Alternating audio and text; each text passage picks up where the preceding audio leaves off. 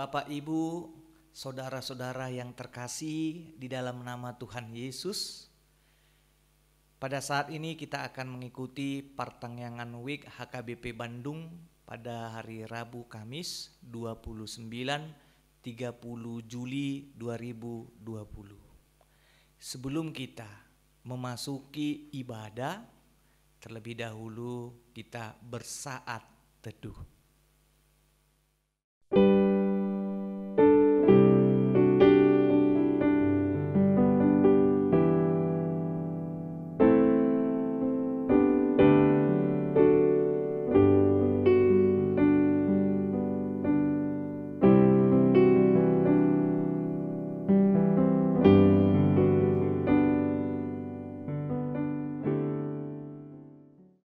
Amin.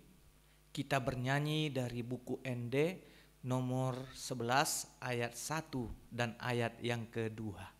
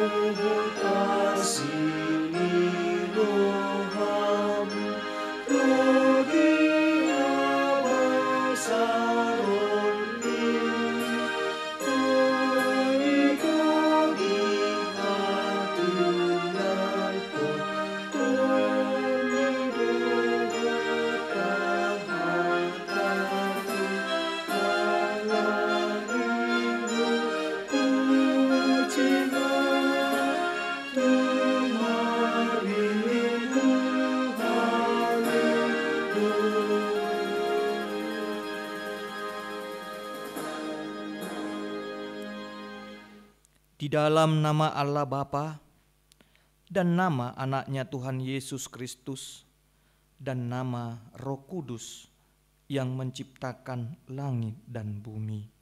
Amin. Sebab firman Allah hidup dan kuat dan lebih tajam daripada pedang bermata dua manapun. Ia menusuk amat dalam sampai memisahkan jiwa dan roh, sendi-sendi dan sumsum. Ia sanggup membedakan pertimbangan dan pikiran hati kita. Kita berdoa.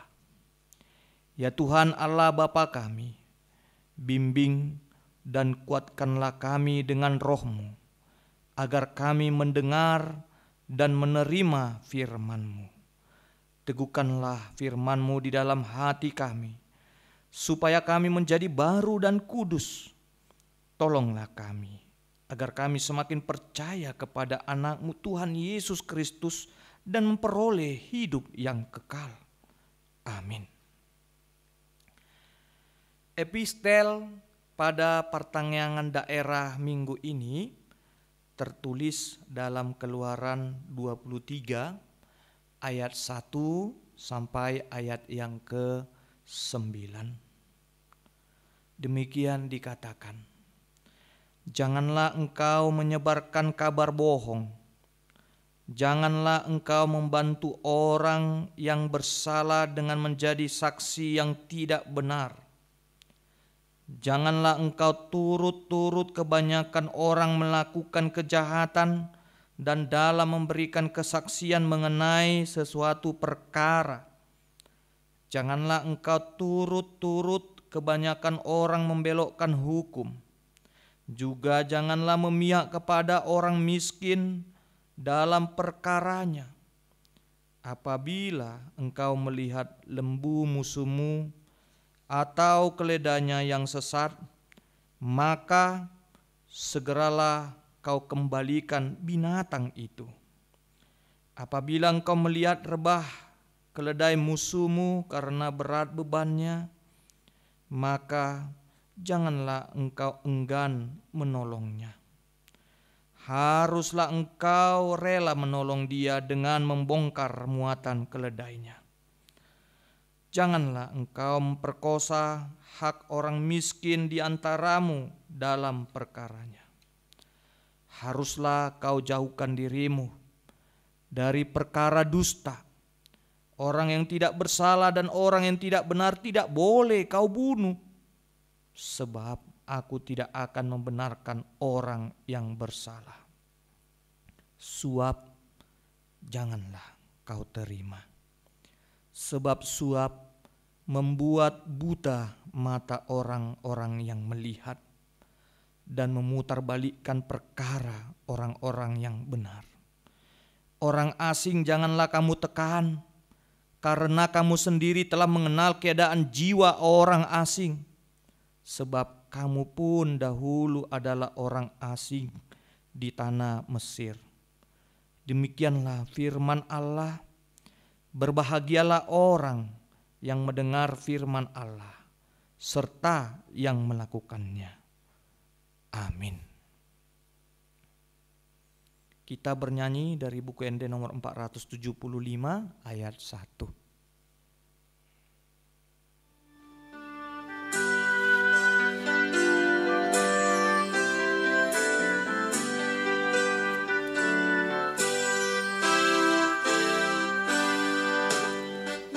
Totong iutonoku Jesus pamolua Uneso tarikonoku Kona paluahona Sai marguru atuho Sai marguru atuho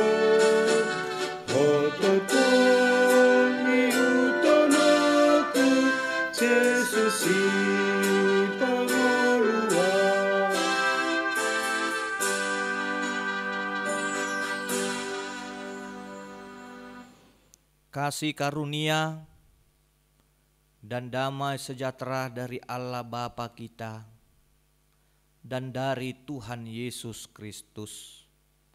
Amin. Bapak, Ibu, saudara-saudara yang terkasih di dalam nama Tuhan Yesus yang menjadi nats khotbah pertangyangan bagi kita. Tertulis di dalam Kisah Para Rasul 5 ayat 1 sampai ayat yang ke-11. Saya akan membacakannya kepada kita semua. Ananias dan Safira. Ada seorang lain yang bernama Ananias. Ia beserta istrinya Safira menjual sebidang tanah. Dengan setahu istrinya, ia menahan sebagian dari hasil penjualan itu, dan sebagian lain dibawa dan diletakkannya di depan kaki rasul-rasul. Tetapi Petrus berkata, Ananias, mengapa hatimu dikuasai iblis sehingga engkau mendustai Roh Kudus dan menahan sebagian dari hasil penjualan tanah itu? Selama tanah itu tidak dijual, bukankah itu tetap kepunyaanmu? Dan setelah dijual, bukankah hasilnya itu tetap dalam kuasamu? Mengapa engkau merencanakan perbuatan itu dalam hatimu? Engkau bukan mendustai manusia, tetapi mendustai Allah. Ketika mendengar perkataan itu, rebahlah Ananias dan putuslah nyawanya. Maka sangatlah ketakutan semua orang yang mendengar hal itu. Lalu datanglah beberapa orang muda.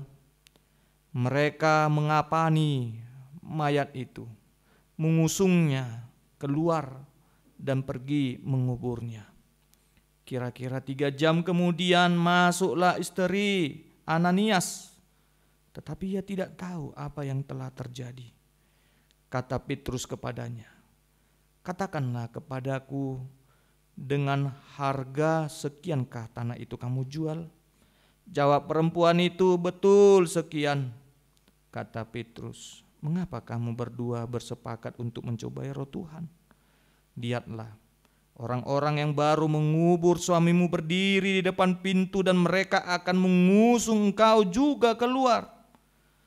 Lalu rebahlah perempuan itu seketika itu juga di depan kaki Petrus dan putuslah nyawanya. Ketika orang-orang muda itu masuk, mereka mendapati dia sudah mati.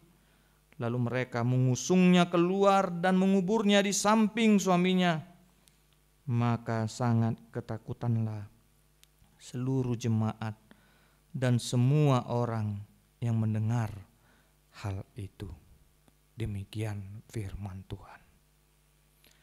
Saudara-saudari, ibu bapak yang terkasih di dalam nama Tuhan Yesus, kisah Ananias dan Safira ini bukan mau menakut-nakuti kita, tetapi untuk memberitakan pelajaran berharga bagi kita untuk lebih berhati-hati melaksanakan tugas pelayanan Tuhan. Melayani Tuhan tidak untuk mencari kekayaan atau popularitas supaya orang memuji kehebatan kita.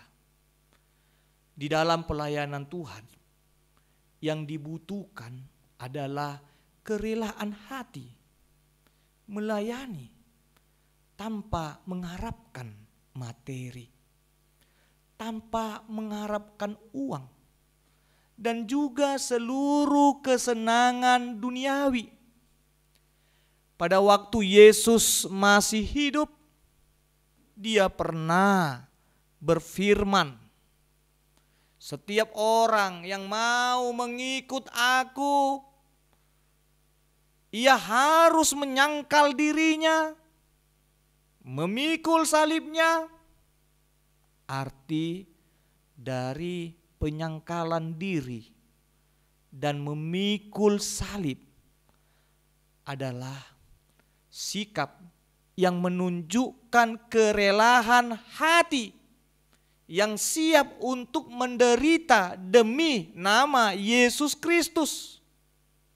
Tuhan Yesus tidak mau setiap orang yang mengikutnya untuk mengambil kesempatan membangun kerajaan dunia ini dengan cara menimbun harta dan memperluas daerah kekuasaannya di dunia ini. Melayani Tuhan berarti dia mampu menghadirkan kerajaan Allah itu di dunia ini dengan cara menjadi teladan dan tiruan yang baik di dalam hidupnya. Berdasarkan topik khotbah pada hari Minggu, kita diperintahkan untuk menjadi teladan dengan melawan suap dan korupsi. Bapak Ibu yang saudara-saudara yang terkasih di dalam nama Tuhan Yesus, kita memang selalu bergumul dengan keadaan negara kita ini karena kita mendengar kebobrokan para pejabat pemerintahan kita yang selalu dan suka melakukan suap dan korupsi. Coba kita perhatikan. Pada beberapa daerah di Indonesia seperti halnya di daerah Papua dan daerah-daerah terpencil lainnya, pembangunan yang dilakukan pemerintah selama ini tidak merata. Dampak suap dan korupsi telah mengakibatkan kesenjangan sosial di dalam masyarakat. Jurang di antara orang yang miskin dan kaya semakin dalam. Orang miskin semakin miskin. Bahkan tidak dapat lagi dia bangkit dari kemiskinannya, dari keterpurukannya. Dari kisah Ananias dan Safira ini kita dapat belajar untuk tidak hanya menerapkan melawan suap dan korupsi di dalam gereja, tetapi juga di dalam kehidupan kita sehari-hari. Demi sebuah kemajuan dan perkembangan kehidupan kita di dunia ini, firman Tuhan menuntun kita untuk hidup di dalam kebenaran dan berani menyatakan yang benar. Di Hamuna, amanami inanami huriani tuhatta, nahina holongan, sada hasalahan bulud do mamorso hasitongan dohot mamogo nanyomo di jolo ni debata nang dongan jolma.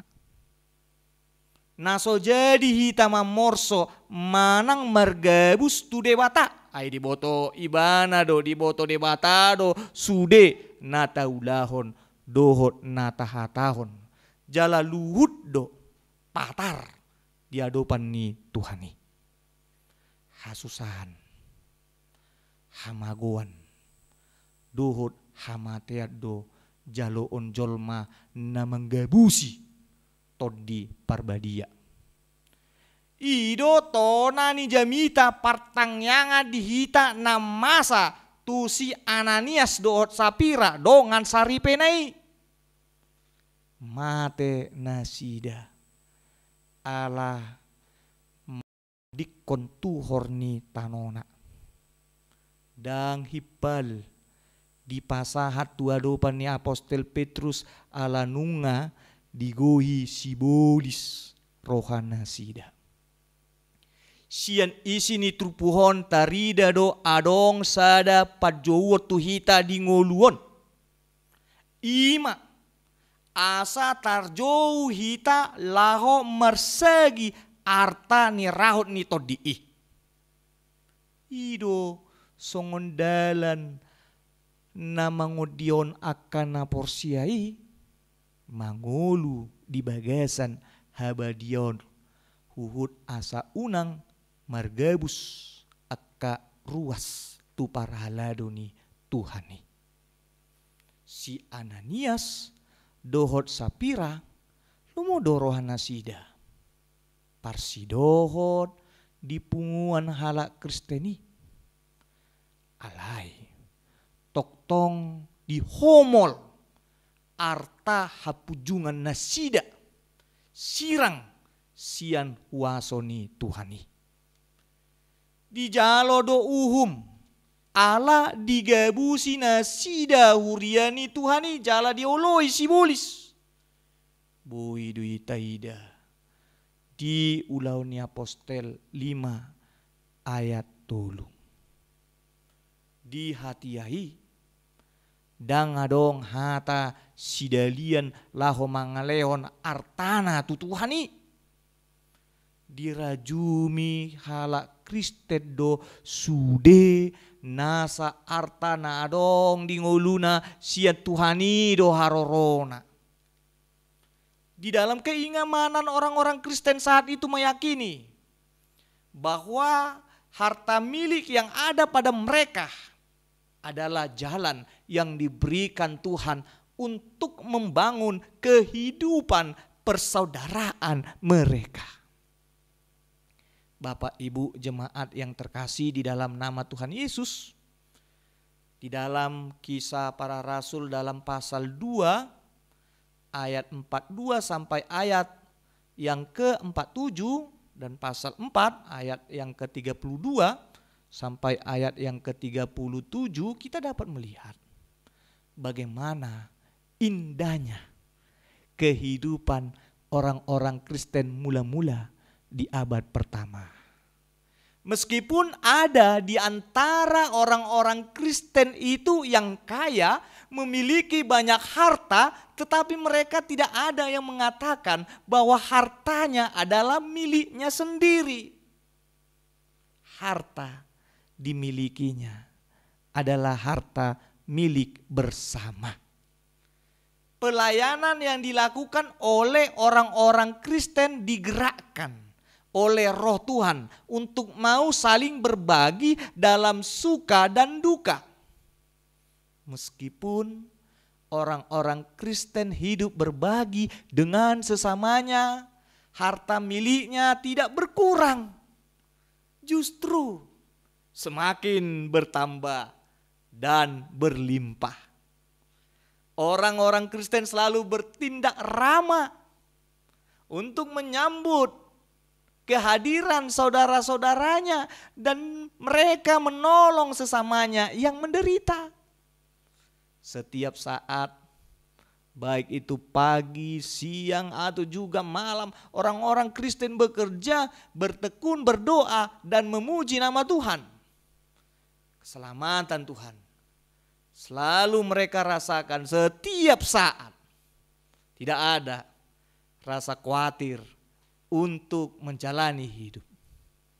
Pada saat ini ada banyak tantangan yang kita hadapi yang dapat mengganggu iman kita kepada Tuhan. Ada juga banyak ancaman yang dapat merusak hubungan persaudaraan kita. Nats firman Tuhan ini membimbing kita untuk berjalan dalam kebenaran dengan hidup di dalam ajaran firman Tuhan. Jika selama ini kita sadar atau tidak sadar juga telah menjadi batu sandungan kepada saudara-saudara kita dengan cara menebarkan kebencian, fitnah dan permusuhan. Berubahlah dan berdamailah dengan saudara kita. Hidup penuh cinta dan kasih sayang lebih berharga di hadapan Tuhan daripada bermusuhan. Demikian juga saudara-saudara, berubahlah jika selama ini kamu melakukan kecurangan dalam usaha kerjamu. Cukupkanlah dirimu dan bagikan berkat kepada saudara-saudaramu yang membutuhkan.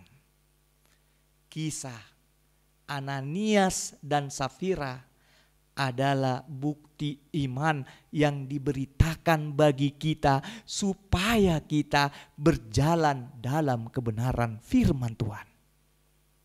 Nats khotbah ini memberitakan bagi kita bahwa ketidakbenaran yang dilakukan dengan sikap penggelapan atau penipuan tidak disenangi oleh Tuhan. Kematian Ananias dan Safira adalah teguran yang menunjukkan kemarahan Tuhan. Baik itu Ananias dan Safira dan juga setiap orang di dunia ini yang melakukan kejahatan tidak akan mampu bersembunyi di hadapan Tuhan. Ingatlah, Tuhan akan merebahkan orang yang melakukan kejahatan di hadapannya. Kejahatan tidak akan pernah menang di dunia ini. Di dalam kasih Tuhan Yesus, marilah kita melawan suap, korupsi, dan segala perbuatan yang jahat yang dapat membuat hidup kita dan saudara kita menderita. Amin. Kita berdoa. Ya Tuhan Allah Bapa kami, melalui kisah Ananias dan Safira. Engkau menegur kehidupan kami supaya kami berjalan di dalam kebenaran firman-Mu. Kau tahu Tuhan bahwa kejahatan baik dalam bentuk suap atau korupsi sangat membawa dampak dan efek negatif di dalam kehidupan kami berbangsa ini. Ya Tuhan, kami menyerahkan kepadamu para pejabat pemerintahan. Begitu juga Tuhan, para pemimpin yang ada di dalam kantoran, di instansi swasta juga. Supaya mereka dapat melakukan setiap pekerjaannya dengan baik dan tidak melakukan kejahatan, korupsi, suap, dan lain sebagainya. Supaya seluruh masyarakat-Mu Indonesia ini dapat hidup berbahagia dan kerajaan-Mu Tuhan hadir di tengah-tengah kehidupan kami. Kami juga Tuhan mendoakan keluarga kami, anak-anak kami. Berkati Tuhan, jangan biarkan kami menderita, baik di dalam sakit, dan juga Tuhan Engkau yang memberikan kepada kami kelepasan, kebebasan, supaya kami terbebas dari masalah pandemi, dari virus corona ini. Ya Tuhan Allah Bapa kami, berkati seluruh tenaga medis yang bekerja. Kiranya mereka juga dalam keadaan sehat. Dan juga Tuhan dapat mengarahkan kami, supaya kami Tuhan, masyarakat, bangsa ini dapat berjalan sesuai dengan protokol kesehatan. Dan dapat juga menyadarkan hidup kami, supaya kami mencintai berkat hidup yang Kau berikan kepada kami. Ya Tuhan, berkati juga setiap pelayanan yang ada di dalam gereja-Mu, supaya berjalan dengan baik. Dan kami juga dapat bersukacita memuji nama-Mu, meskipun kami berada di tengah-tengah pandemi ini. Tuhan, terimalah doa kami ini di dalam nama anak-Mu, Tuhan Yesus Kristus. Amin.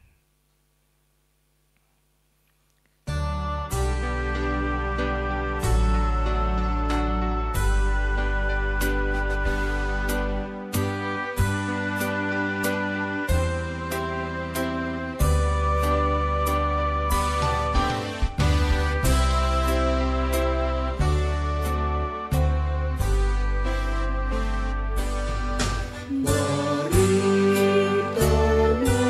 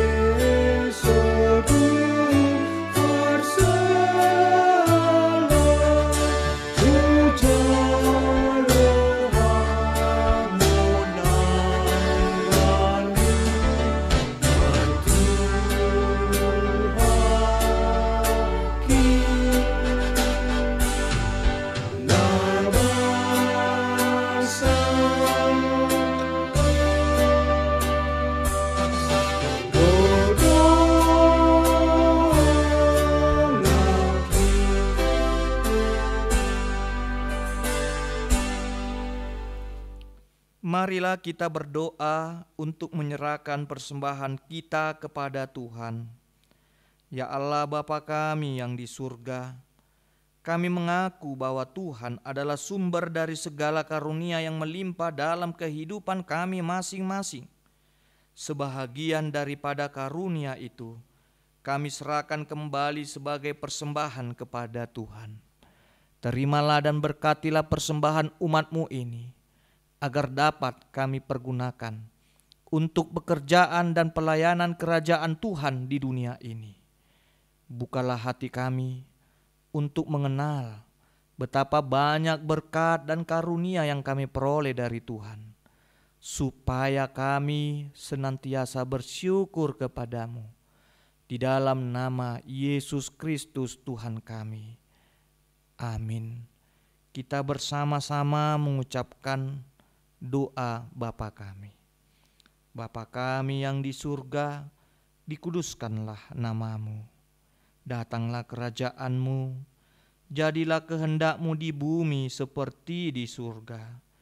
Berikanlah kami pada hari ini makanan kami yang secukupnya.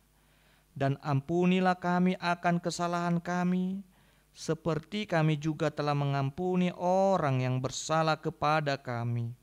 Dan janganlah membawa kami ke dalam pencobaan, tetapi lepaskanlah kami daripada yang jahat.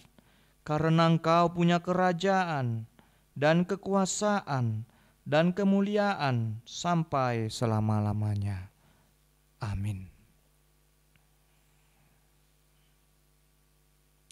Anugerah dari Tuhan Yesus Kristus, kasih setia dari Allah Bapa, dan persekutuan Roh Kudus kiranya menyertai kamu.